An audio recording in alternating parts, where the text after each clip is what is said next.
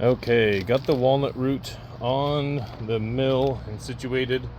The only thing I'm not happy about is we're actually pulling long grain on this.